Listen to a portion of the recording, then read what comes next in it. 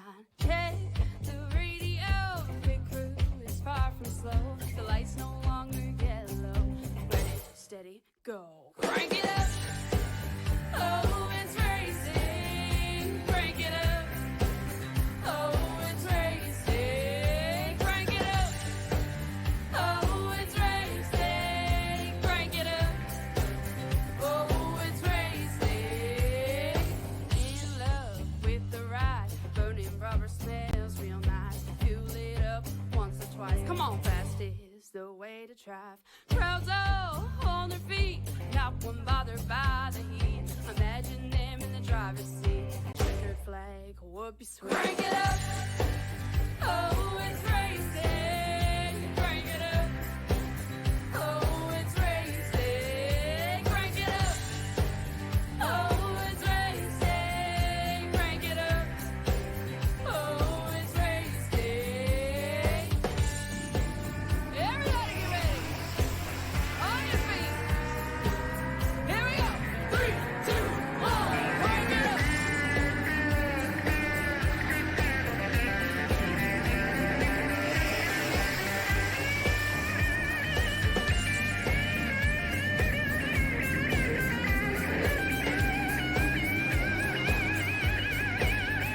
Crank it up.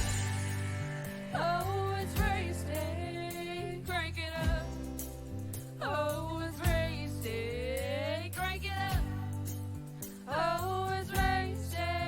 Crank it up. Oh, it's racing.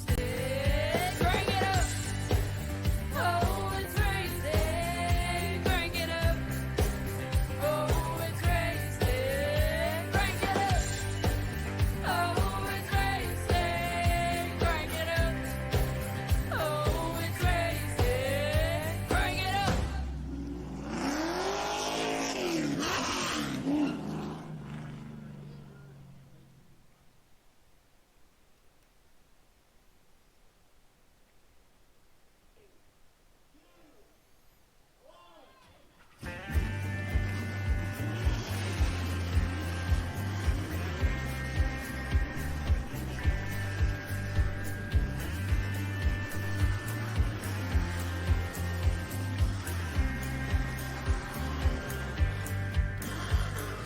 Finger. It's a beautiful day here live down in Myrtle Beach, South Carolina here as we are heading it down to Myrtle Beach Speedway for tonight's action of the Young Reindeers Bash at the Beach here on PT Racing TV. Hello everyone, and welcome back here to the show. Here we are live here today at the famed Myrtle Beach Speedway here, the half-mile long track. The short track tempers aplenty and some hard racing no more. These drivers are now about to settle themselves and settle some scores on a very tight end track and a very tough to pass track to master. We'll see who gets the advantages and who can strive to survive here as we get ready for the action. It's time to take a look at your starting lineup for the action here at the famed Myrtle Beach Speedway. Because on the pole, we will see Ryan Dye, and the 15 is outside into number 2. It'll be John Kay. Row number 2 is Paul Ellison, and the 55 is outside is the 05. That is Chad Stearns. And row number 3, it is Eric Reading. The 26 is outside will be the 99, Will Salamone. Row number 4, it is Andy Palicki, and the 32 is outside piloting the 5, Jan Van Leer.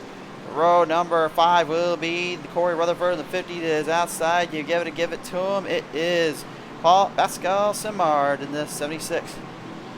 In row number 6, it is the 53, Kyle Zittel. It is outside. That will be Brantley Gainey in the 22. Row number 12, or row number 7 is going to be Michael Dean, and the 73 is outside is 18, Kyle Dumig. And row number 8, that is Jeremy McKinnon. The 12 is outside. It is Cole Maxwell in the 8. Shotgun on the field. Give it to the 49, Paul Sargent. Race fans of plenty and all around here on PT Race TV here in South Carolina. If you come to see the action, if you come to see a show, we're about to give you one as we reel them off of turn number 3 and 4. Let the drivers hear you. Let them see you. Put the pace car in. It's go time. 150 laps to the distance. Myrtle Beach to the grassroots we claim. The Truck Series are off.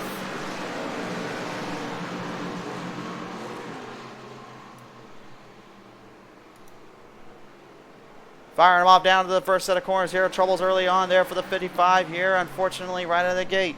We'll have to see if maybe he can bring it back a little bit here as Ellison will have some work to do.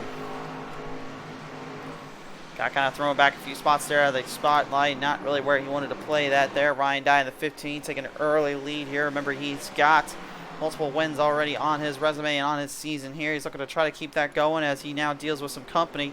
Going the onboard camera here. We are on board with that number 2. John K. pilots it in.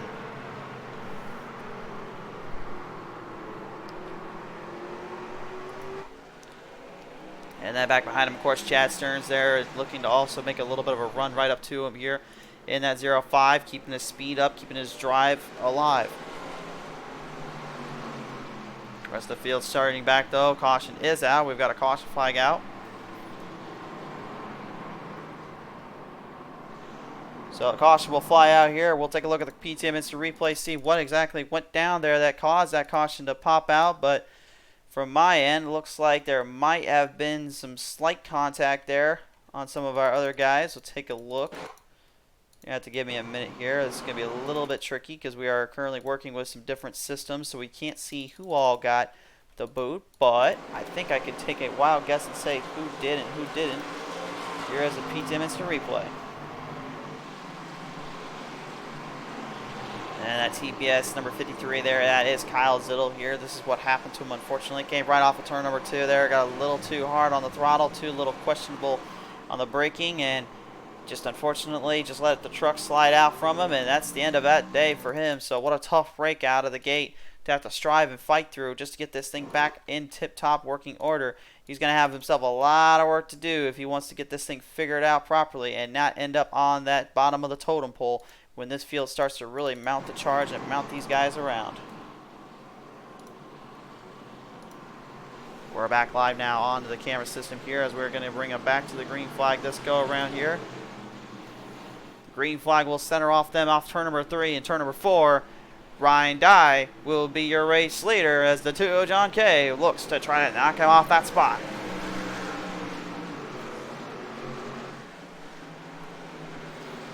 Bring it back in right out of the gate here. Ellison now into the middle of a sandwich here. He's going 3 wide and off of turn number 2 there. The 32 piling right behind him there, giving him all he's got. Andy Palicki.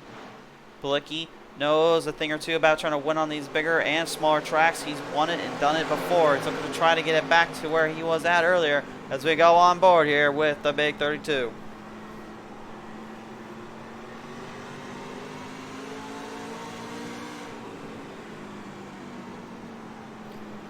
Jumping it right around out of turn number 3 and turn number 4 here. You can see him still continuously hanging through the controls, keeping his momentum alive. That is the biggest thing about short tracks. Keep your momentum up and keep your turning as minimal as possible.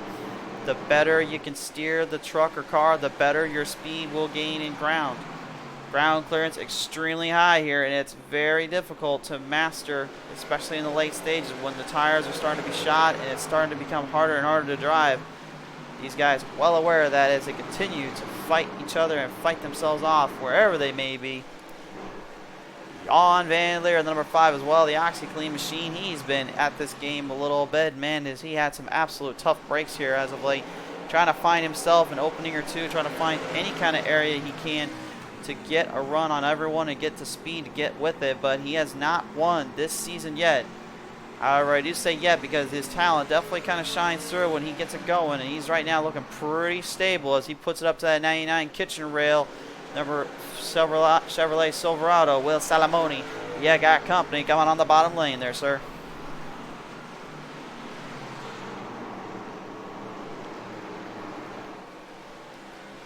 He's got company, and he's not afraid to show it, and he's pushing it all to its limits to bring it right through, but can't quite get the run.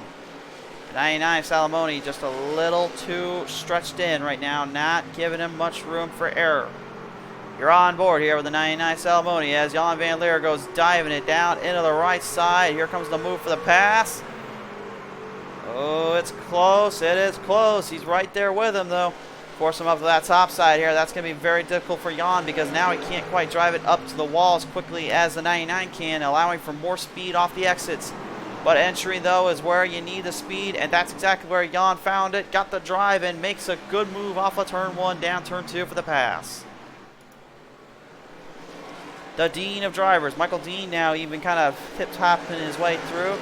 Currently getting that ruler and binder out, and he's trying to mark down every single person he's going to try to pass up on this track and make sure the Dean of drivers is in control, and he is right now looking pretty solid here out of the gate. And the Coca-Cola 73 machine with a little cute little polar bear on the side there. I've seen a few of those as of late here on my little trip I've been on. It's quite a time to be on the satellite view, though. I can tell you that much. I wasn't expecting to have to go too much in the satellite views, but you know, sometimes you guys do what you're given, folks. But you can see the fans here at Myrtle Beach Speedway, absolutely ruckus and alive and well. Beautiful track and beautiful facility. Sadly, not in the real world no more. It has been long gone and sadly demolished, but it is not lost in our hearts as we continue to race it constantly on this sim and on this server with much love and dedication to that track.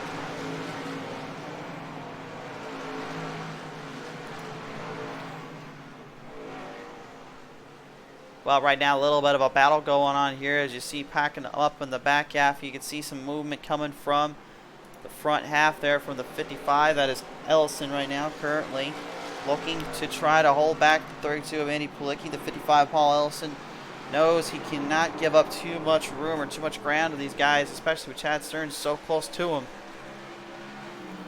Stearns is another one of those drivers that if I make sure I got his name and figure it out, I don't end up messing that up. But there's one thing he doesn't mess up on is absolutely taking the speed and control and endurance on the track and making it all the worthwhile for him.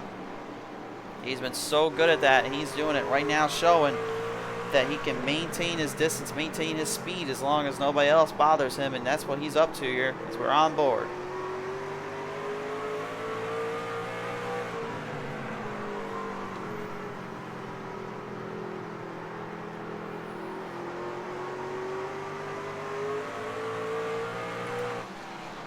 You can even hear it too in that throttle rhythm. You just hear how it kind of sizes up and then just barely kind of ekes itself down. He doesn't really try to over rev the RPMs. The truck doesn't get too much engine power, too much power under the hood, but what it does do is make things a lot more controlled, a lot more sustained, as it looks like we've got a caution flag out. Or maybe not here. Looks like no, we're still green. Oh, no, caution is out. There is a caution out. I thought they were slowing down a little bit. Didn't quite see our flag. Looks like there was problems on the track. I believe that might be the 22. No, that's not the 22, Garrett Rainey. Let's see, maybe it's Pascal Simard.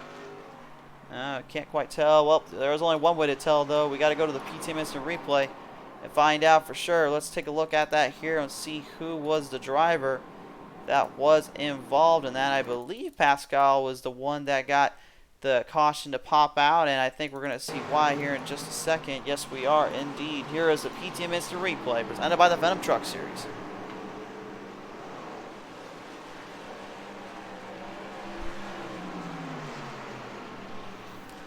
Came right off that corner in 3 and 4. Everyone having to take some real estate down that bottom lane of the wall, and unfortunately the 22 wasn't quite agreeing with that ideal, so gave him a little bit of a bump and run and ended up tagging him around, and that away she goes.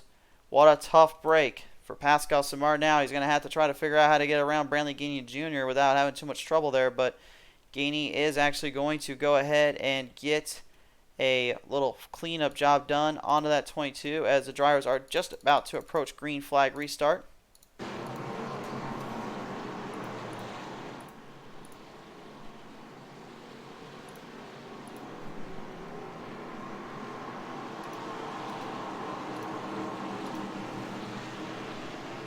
We're about 1/5 of the way done with this one here, folks. Coming off of turn number 3 and 4. Green flag back on out. Ryan Dye is your leader.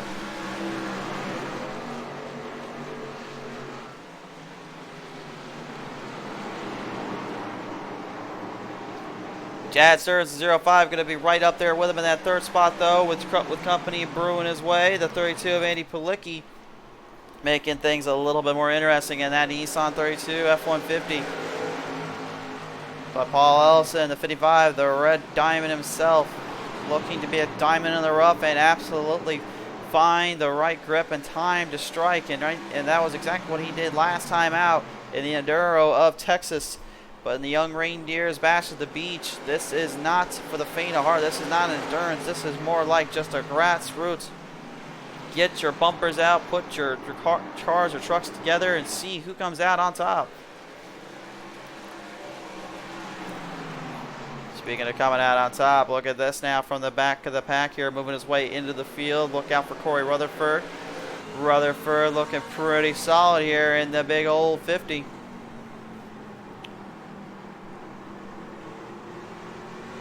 Putting some duct tape on an old pace car design and just kind of calling it a day. And that's pretty much how he's running it here. Taking every little precaution, though, to not damage up the equipment, not try to make things harder on himself. Knows he needs to stay focused on the overall picture here. There's a lot at stake and there's a lot on the line. He knows he needs to be very dead on set and dead focused. Not giving up too much room, not giving up too much time. He's got to stay right in that line, stay right in that playing field as we are now under caution again.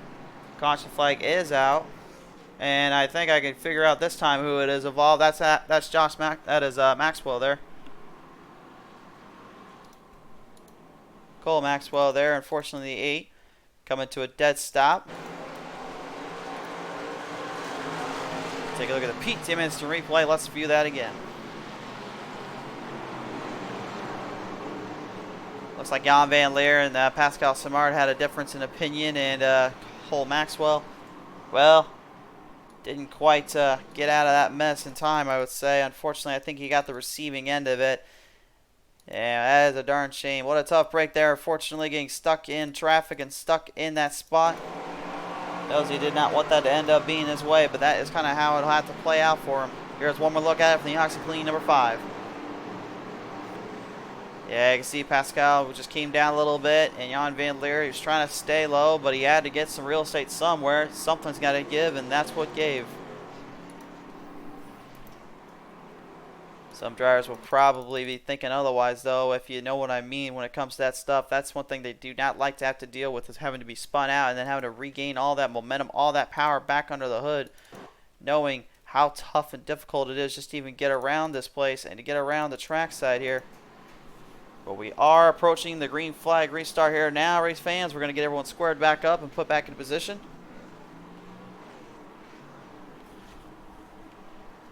We've got about 13 laps remaining before we can get 1/3 of the way into this race. 150 laps to the distance still.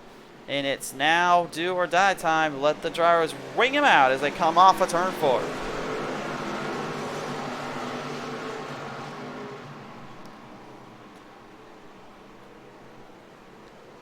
Clean start yet again. Oh, but I mean, not so much right there at turn 2 in the backstretch. Calm down there. Oh, my.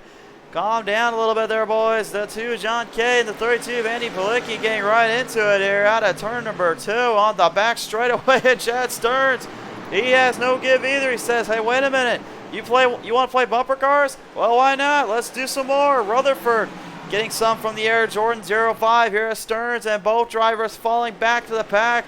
Ryan Dye loves what he sees. He is getting further ahead. But now he's going to run into lap traffic. Cole Maxwell in the 8.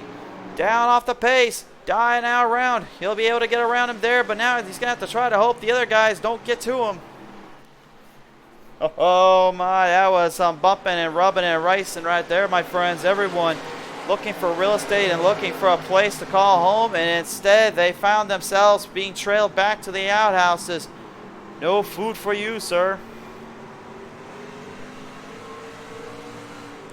Your onboard camera right now is with, I believe, the number 26 of Eric Breeding. Yep, that is the onboard camera right now. The 99 is Will Salamone there right on your right side as the 55 Paul Ellison deals with that company there. Up on the high bank, high side, the Dina drivers, Michael Dean, the 73, going for it all. Doesn't find the speed. The line is, without a doubt, nearing the turtles. But that requires you to also have to turn in certain spots and certain legs just to make sure you maintain grip and maintain drive. That can be a bit tricky here. Everybody's stacked and piled up here. It is an absolute short track race in field indeed. speaking of feeling like they've kind of been owed one a few times. I don't think anyone's more so than Jeremy McKinnon. Last time out at Texas, gets caught up in a huge wreck there on the back half of the straightaway there, and unfortunately from there could not get the truck back out in time and could not get anything working his way. Told me earlier today, he says, well, if they don't want to play nice guy anymore, then I won't play nice with them. I'll just give them something to think about. Paul Sargent at that 49 machine right now working his way to the field, and you can just see, if you just overdrive at the slice bit here at Myrtle Beach, this is one thing we always talk about. If you have a set of corners that look like you can get a little bit wider in the turn, you typically will see guys try to muscle or feel the track out like that, but this is a track that's a whole different ball game.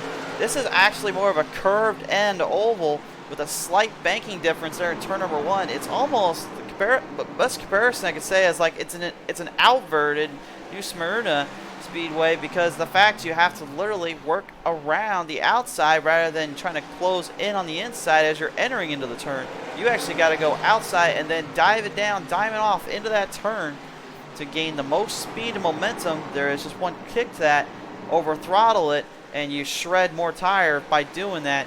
Whereas 3 and 4, you're closing down that bottom as close as you can. You're trying to get it right to that white strip of the wall, and then you're going for all by bashing that throttle in and getting as much kind of gas as you can. Eric Breeding starting to feel that too, and feel the pressure maybe starting to mount up. As Kyle Zittel now in the 53 moves away in the chains. We're on board here as he moves to the top 10.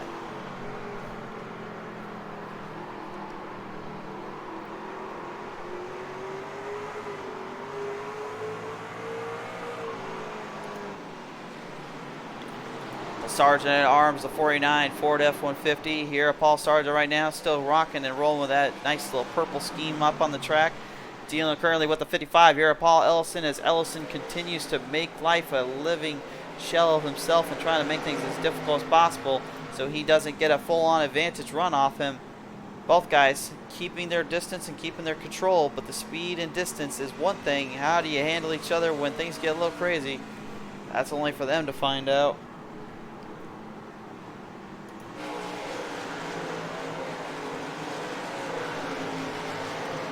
Roar of the Gander Outdoor Truck Series here. Absolutely a remarkable noise to hear and see.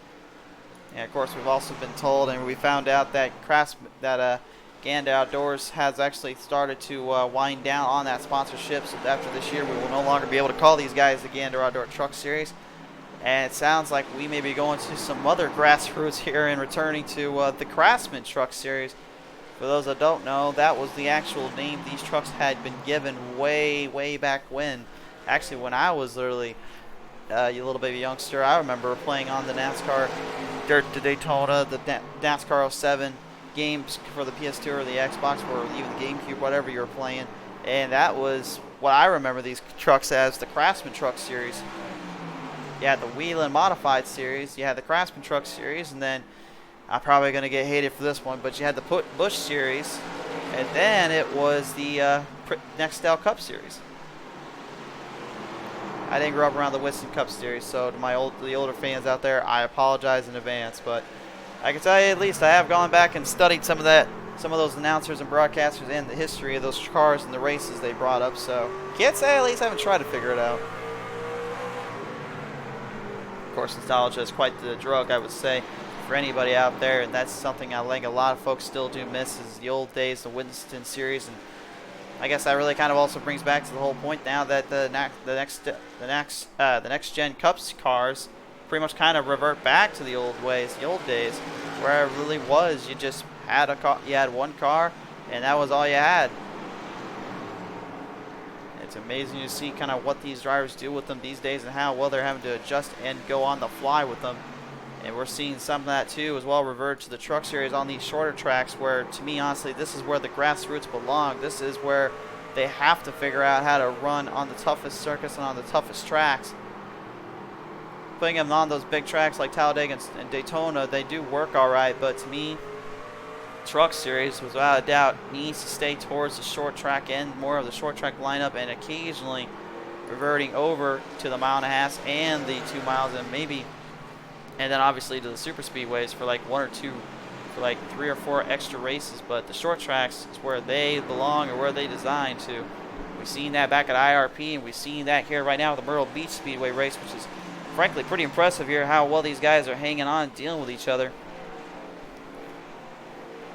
Chad Stearns right now, though, about 10 seconds back here of Ryan Dye in the 15, and again, really just due to that start there, overwhelming each other, getting too close. Dye smelled blood in the water like a shark in the ocean and went straight for the kill and got all of it, and he's making them work for it more than ever, but it looks like the times might be slowing down a little bit on Dye. He might be losing a little bit of ground.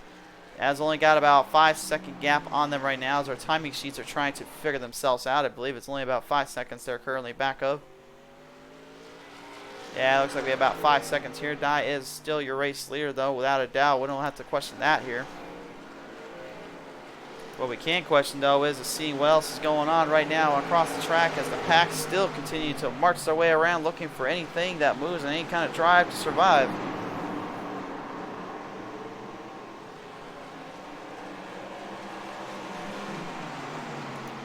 Eric Breeden, the 26 now, looks like he might be starting to mix it up a little bit with old Jan Van Leer in the Axel Lean 5. Breeding, he's been in the top pack closely before. He knows a thing or two about running with these cats and knowing how to handle them. But I think his biggest problem has always been just getting that one extra little leg up, that one extra little speed. And it seems as though the Southern Gap Ford F-150 26 seems to be getting that figured out quicker as he goes. Let's go on board with him as he now does battle with Jan Van Leer.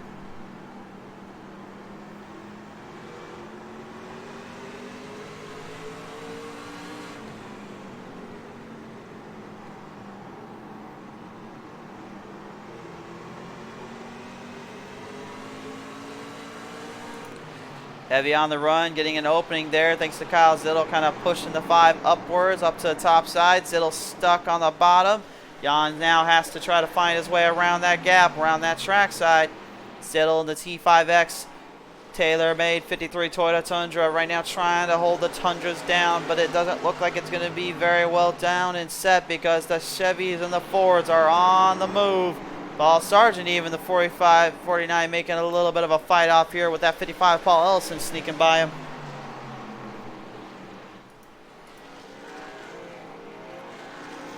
This is some hard competitive short track battles as we near the halfway marker here at Myrtle Beach.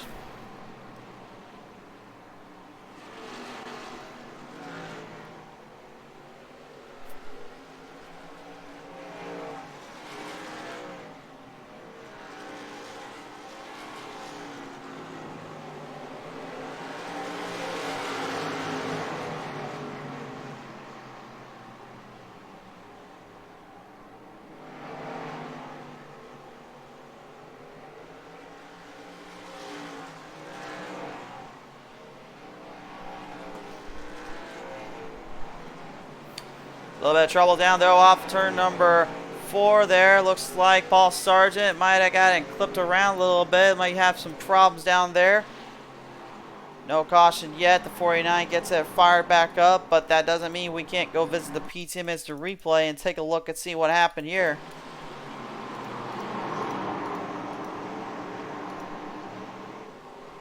Take a look at this. Came right off turn number 3 here. He was in the wall. He was all sideways, long ways, and slant ways, and whatever you can think of. And Zittel giving him a little bump. Slams the wall. Gets it straightened out at least somewhat. But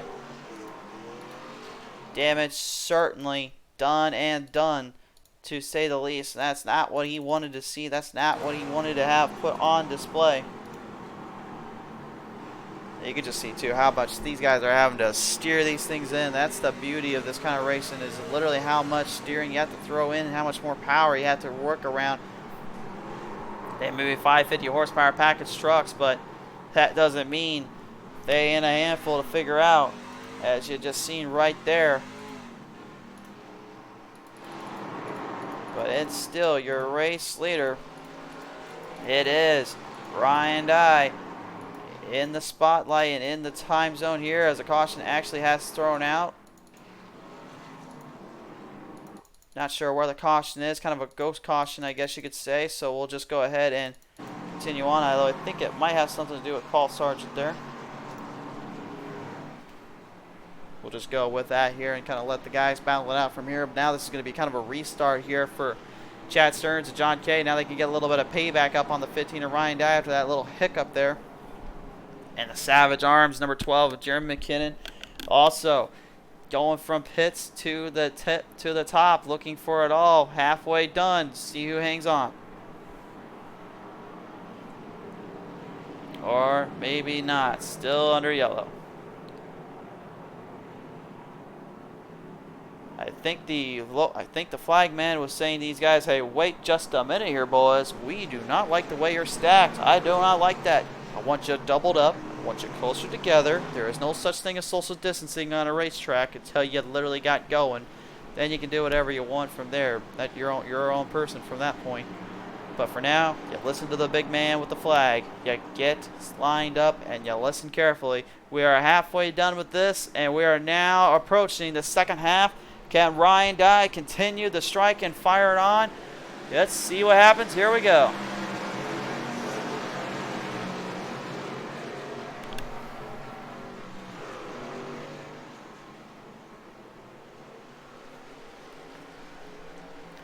John Kay saying, not how you want to make TV. Well, Kay, I mean, if it makes you feel better, I mean, I've seen and dealt with worse myself and done myself a little dirty.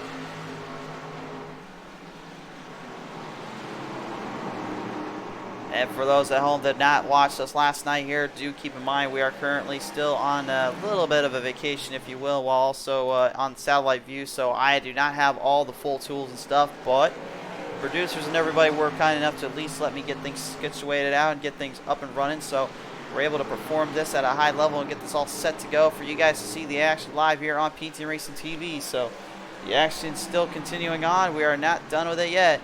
Okay, here now in the number 2. Looking to make a move off on Chad Stearns. Stearns right now blocked in his approach. Can't get to the top and get there with the rest of the field. McKinnon now doing battle with Ryan Dye.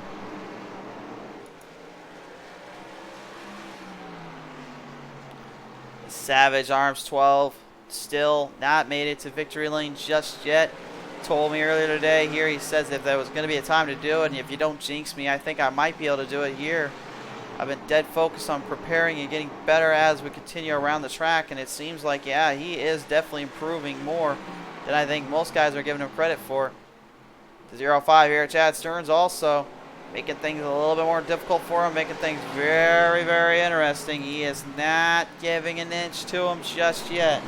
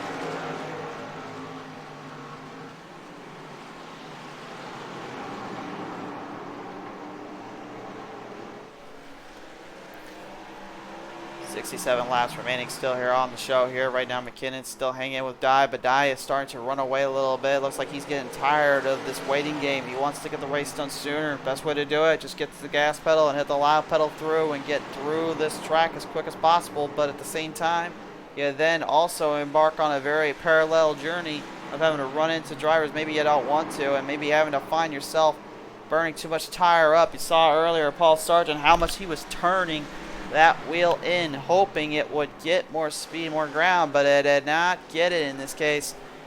You're seeing the same pattern, the same situations brewing for these drivers up ahead. The 18, that is, of course, Kyle Dumick here, making a bit of a fight here, trying to stay with it, trying to stay in this. Brantley Gainey has also fallen a lap down, just for the record here, so the 22 kind of throwing himself into the batter in the pits of darkness, if you will, because once you're a lap down on this track, it's kind of hard to get it back without some help from those cautions.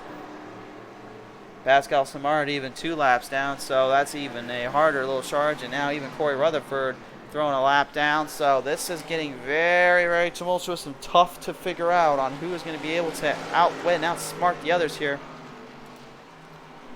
Nevertheless, every single driver still at least clean, tip-top, one shape, and it's mostly trying to get around the track. Do make here in the Rowdy Energy to 18 Tundra, falling back a little bit. That 26 Eric Breeding looking to now make a little charge here as Jan Van Leer in the 5 deals with some company coming to him on the bottom lane. Jan with the damaged up machine there is not getting himself squared up too much, and he's finding himself more in trouble than I think he was expecting. Breeding down to the inside, taking full control. Jan Van Leer loses it off the turn number 2. Back up front, Reindeer will run into lap traffic. Meanwhile, John Kay in the 2 trying to put the Eagle up ahead, trying to put him right in the spotlight. Not giving an inch, but Chad Stearns also still hanging in with him. The Golden Eagle number 2 looking to get to that number 15 here of Ryan Dye, and as well of the 12 of Jeremy McKinnon. McKinnon starting to falter slowly back here and actually got passed up by John Kay, so now he's going to have even more troubles on his route. And I think actually he didn't just get passed. I think he actually got taken out. I think he actually got taken out back a few spots, lost a lot of ground.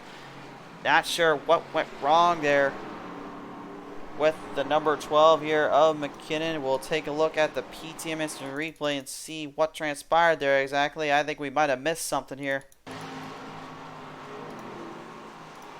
Oh, we missed a lot, race fans. Take a look at this. John Kay actually did catch up to McKinnon. McKinnon's tires just couldn't take any more and took the abuse too much. Here's what happened to with the Savage Arms number 12. Too hard off turn number 4. That's a troublesome little spot. Over throttle it, and it cost you dearly. And McKinnon, yet again, another mistake made on his behalf or made with help. And what a tough defeat he must now have to face again here on PT Race TV. Just cannot get out of the wolves and out of the troublesome places he finds himself in. Back on the march here, Cole Maxwell, number 8, furthering himself back, distancing a little bit around, just trying to stay out of trouble. At this point, he knows his race is kind of cooked up. He's 5 laps down at the moment after his little spins and hiccups he's been throwing himself. Paul Ellison, the 55. Still on the lead lap end at least, but dealing with the 32 of Andy Plicki certainly is no easy task. You know, I also said at the beginning of this season, I thought honestly Andy Plicki was going to be one of those guys you really have to watch out for. But it seems as though he might have found a downturn and found himself in a bit of a troublesome spot. Has not been able to regain some of that extra coating of drive and winning percentages to add on. But the good news for him is he still has some room and he still has time to narrow everything down and really start to figure everything out as he continues to go through. And with 55 laps remaining here, it is still anybody's race. That's 55 laps is a lot of laps on a track like this. Again, maybe a half mile in length and a half mile in size. That doesn't mean for 1 second, though, that it can be a bit of an overtake. Could be a bit of a, shall we say, an equalizer. Because again, short tracks, the best thing about them, they keep you close and they also put you into traffic and they also tear up your tires just as bad as a mile and a half would. So you never know what is going to happen, and you never can truly expect to lock up the win until that checker flag flies out. We've seen it more often than not. Some drivers just get a little too ahead of themselves and a little too cocky, if you will, and everything goes from bad to way worse.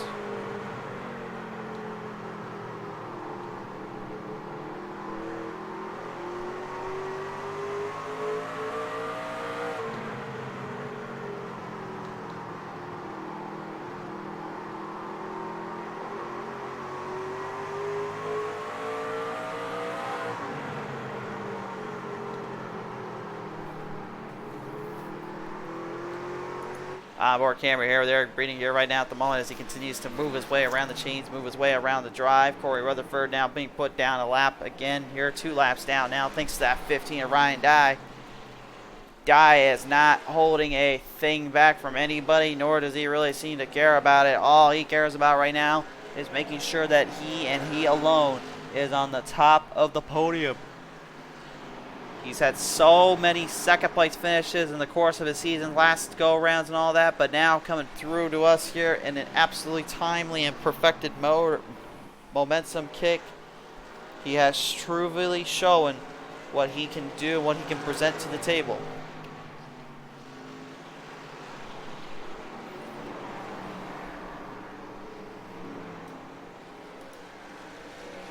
.48 laps remaining too here. We are starting to really wind it back here. We went from 1/3 of the way there to halfway done. Now only 2/3 completed. We are 1/3 left remaining. With under 50 laps here again, it really just boggles and boils down to who was being smart and who was being a little too rambunctious for their own good. I think these guys are well aware of that, and they're trying to stay dead focused on the absolute charge here as you got Company moving his way up on the outside. Right now, currently, Rutherford is being put back a few spots, being put back into the positions here he does not want to be set into. John Kay moving the chains, and Chad Stearns right behind him.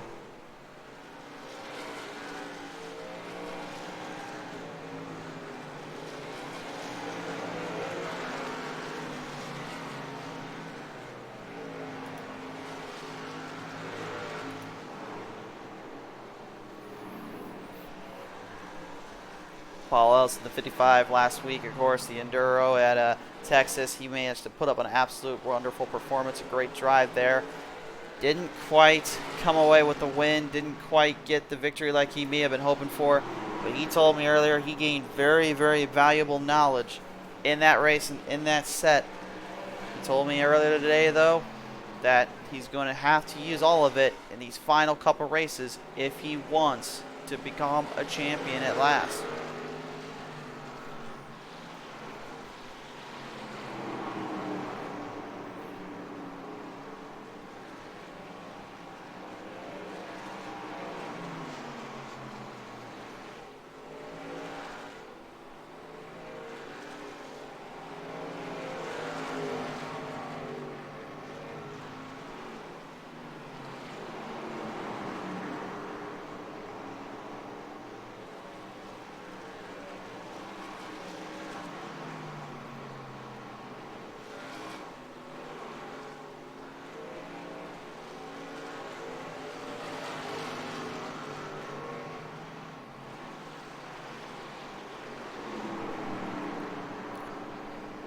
So the young Reindeers bash to the beach, continuing through. 40 laps just about to remain here. The 15 of Ryan Dye, still your race leader.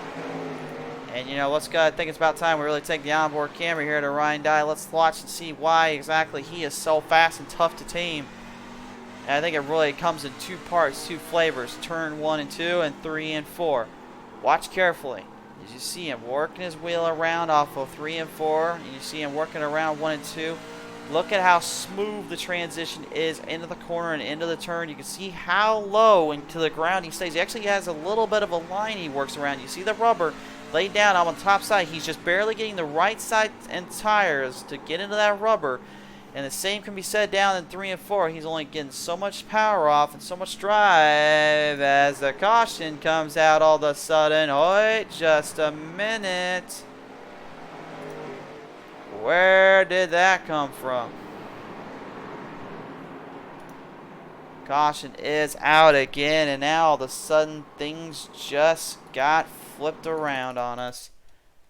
We're going to have to take a look at the PTMS replay and see where that came from or what exactly transpired to get that caution out of here. But, I mean, right now, it looks like it might be on, I think, no, I don't see anything here.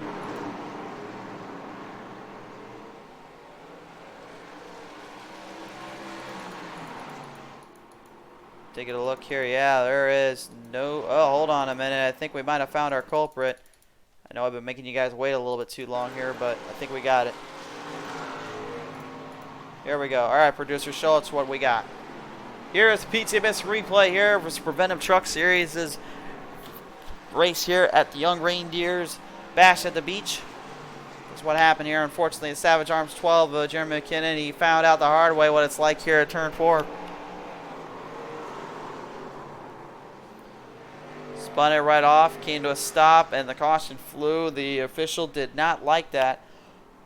It wanted to make sure all drivers get back into their proper working order and back into their position here to get everything switchwayed around and situated for the rest of this race. And Ryan Dye right now, I gotta believe, is just getting more and more tempted and furious with how long this is taking for him.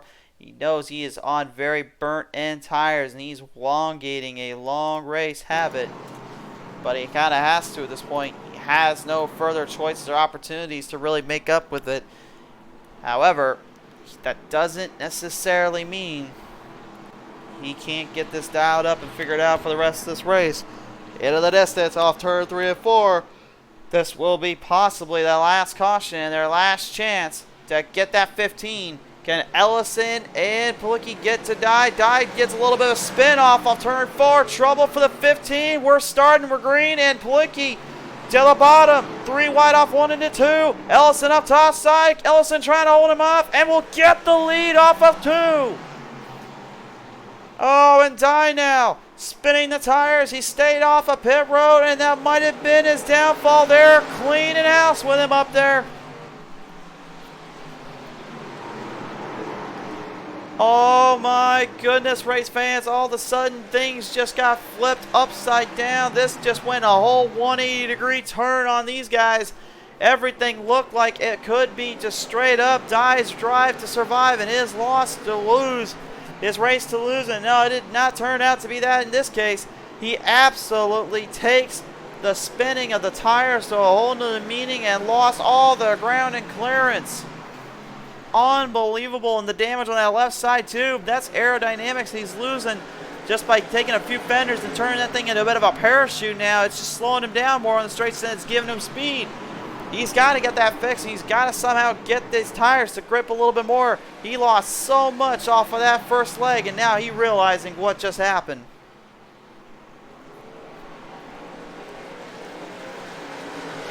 Ellison looking to redeem himself from last week, get some mostly fresh needed payback as well. Dye was able to outsmart him there and able to take him down. Well, that might not be the case here, and even Chad Stearns, the 05 right now, hasn't been victory lane since really Richmond Raceway, and that 05, Eric Jordan's machine, he wants some sweet solidarity and getting some more runoff on the track.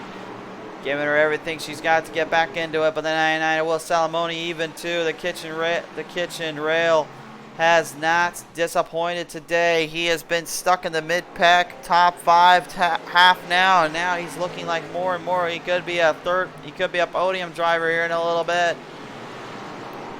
We are a mere 27 laps left remaining in this race. Salamone backed off. Now the 55, the 53 is Zittel trying to lay down the throttle. The 55 of Ellison, he's somewhere else right now. He's not even in your camera view. There he is right there.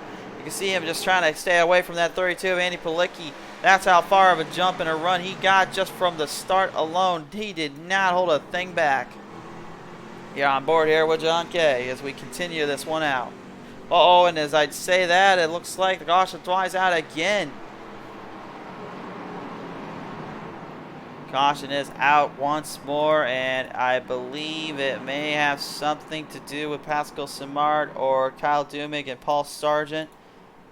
I'm not going to try to play keepers on that, but I'm just presuming how far back they were. I'm presuming something to do with it, but it looks like I have to be eating my own words.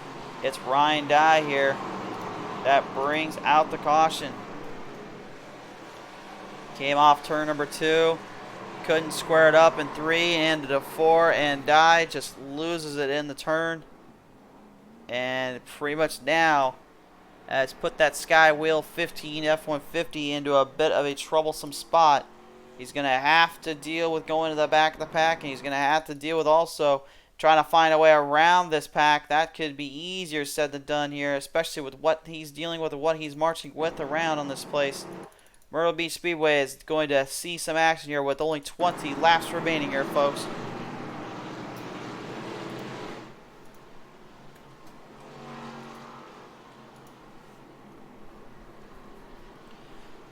"20 laps remaining. Pace car into pit road. With 20 to go, tell me your comment down below. Who's the favorite? Who is the driver that will take this one home? Paul Ellison got a great jump off for last time. He's looking to do it again. Green flag's out. He'll drive it off and send its way with 20 to go.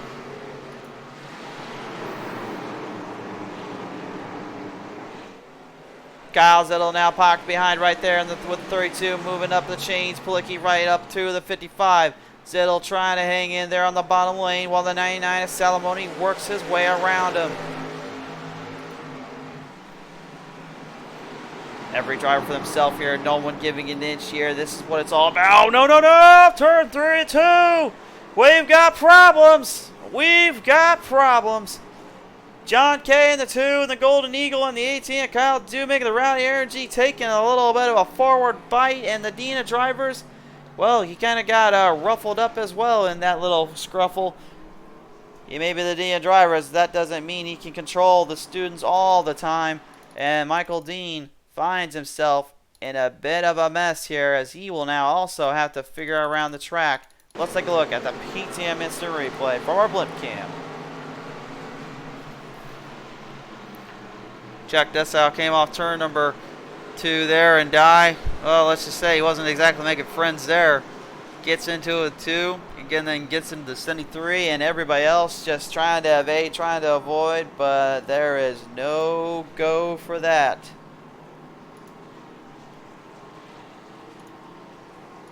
Wow. It's absolutely chaotic, to say the least, just what is going on with these drivers and what is going on this track.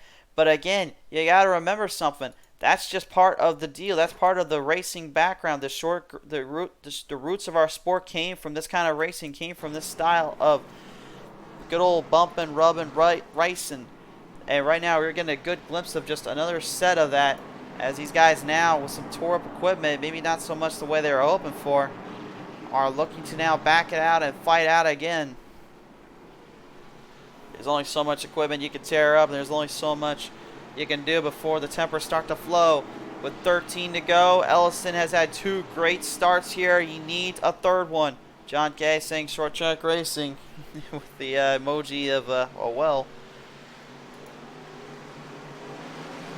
Coming off the start. They didn't like that start, but they're going to go.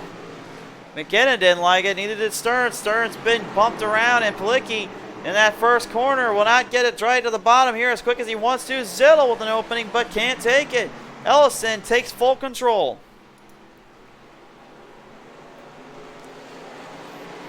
Moving the way down off of turn number 4 here. 12 laps remain. We are getting closer to the edge here. Reindeer making a comeback here. He's not looking like he wants to be left in the shadows forever. He wants to be the man and to be back on the top. He's been second too many times in his mind. But I think somebody also has been second too many times that maybe wanted to get a first win in there too. And McKinnon literally thrown to the wolves and thrown into some troublesome spots. He's trying to get back to it here. And the TP5X, 53 of Zittel, picking it right on the middle here. Every driver for themselves as we continue to march our way through the track. 10 laps remain.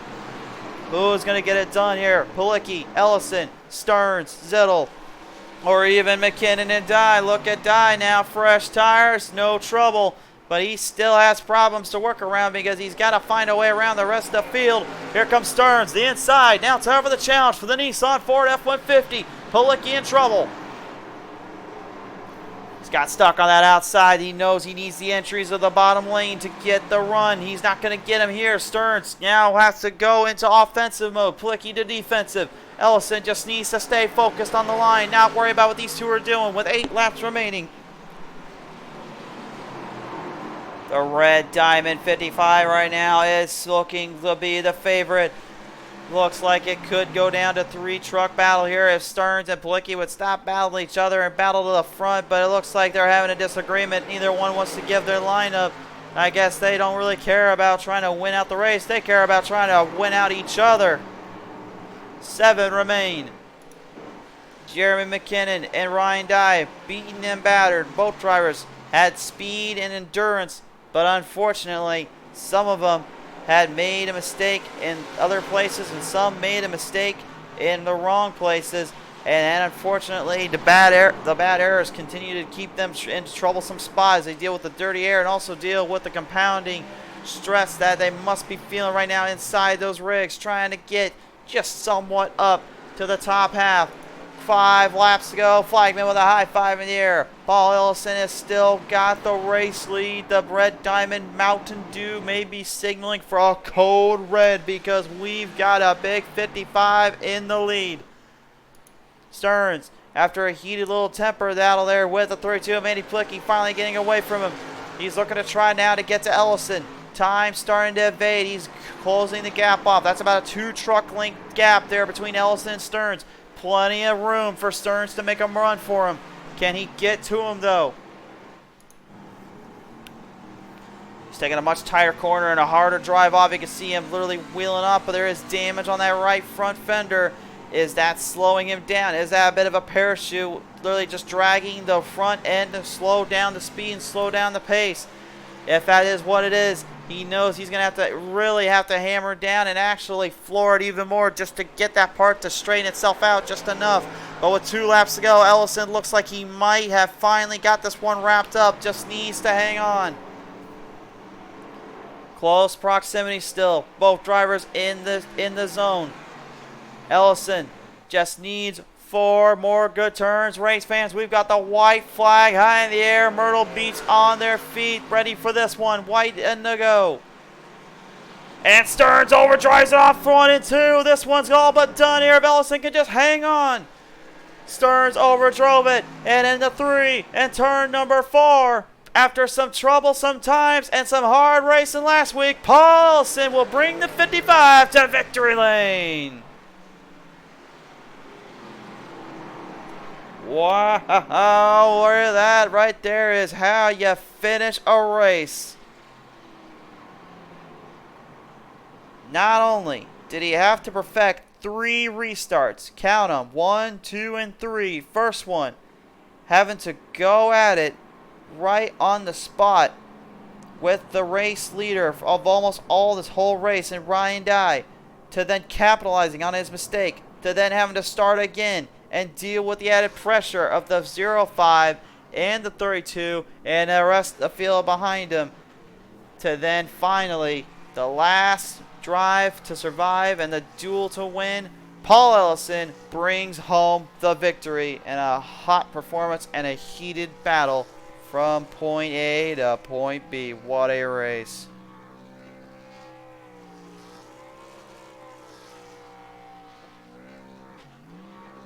Well, race fans, there is all but one thing left to do. It is time to listen to our top 3 drivers. They will be joining you here in a little bit as Ellison finishes out his little burnout and little donuts, giving the South Carolina fans and all of them what they come to see, what they wanted to see, the love and the support of the 55 being shown here. And the drivers are getting out of their trucks right now, so we will go ahead and let them do the talking. Our boys down there have got the call, and they've got the work around with that mic. Boys, what do we got down there? Let's listen to the top 3. Alright, I am recording, so whenever you're ready, go. An exciting 150 lapper tonight at the Myrtle Beach Speedway. We'll start with our 3rd place finisher, Andy Politsky, in the 32. How'd your race go? How'd it feel? It was an up and down race. Got into a little trouble early on, and it upset the balance of the track real bad. I got really, really tight, so it was a battle on from there the rest of the race. So good to come back and have a good finish after Texas last week. That was kind of a dismal. So good points day, good team day overall, good for our line. So not bad. I can't complain after what happened early. So Awesome. Yes, sir. Congratulations on your P3. We'll move on to P2. Chad Stearns in the 05 for Zittling. Chad, another solid top 5 finish on a short track. Felt pretty good. Yeah, for the most part, it did. I would have been happy with the top 10, honestly. So, extra happy, I guess. But I didn't get quite enough practice in, so it was a little sketchy at times, but definitely happy. Yes, sir. Always comes to impress at the short tracks. Chad, congratulations on the P2. Thank you. I appreciate it. You got it, buddy. And to our winner, the 55, Paul Ellison for Zittling as well. Paul, a road course and a short track, 2 tracks that are not quite your specialty, but you brought it home tonight. How'd you do it? Luck. This was Ryan definitely had the dominant truck. And when we stopped and got tires there and got him out of sequence, that's what jumped me ahead. But I really did not think I could keep it ahead of everybody. But during qualifying, I figured out how to roll the corners and surprise myself with a good qualifying. So I just kept trying to figure that out during the race and slowly got the hang of it. So. Very impressive, sir. Very, very impressive. I'd like to thank everybody for viewing the race tonight. Next week, join us from the South Florida Homestead for our throwback race. Christian, back to you, bud. Hey, thanks, guys. Thanks so much for your support down there and helping us out. Race fans, that will all but take it from here on PT Race TV for this week. But nevertheless, you do not want to miss out. Next week, Venom Truck Series returns to us as we'll see them live at Homestead Miami Speedway. It's going to be a hot one. But for now, I send you off with this. Thank you so much for the support. For over 2 years you've done it. And for all the time we have been able to finally get some time away from the seat and from the rigs. But that didn't mean we ever left home. We have never left this spot. We never left this place. And we do miss you so much, Myrtle Beach Speedway. We will certainly hold and treasure you forever here on iRacing. So fans, I leave this with you. Support the tracks, support yourselves, and thank you for everything you brought to us as you have supported us from all that you've done. We'll catch you guys next time when the green flag flies on out.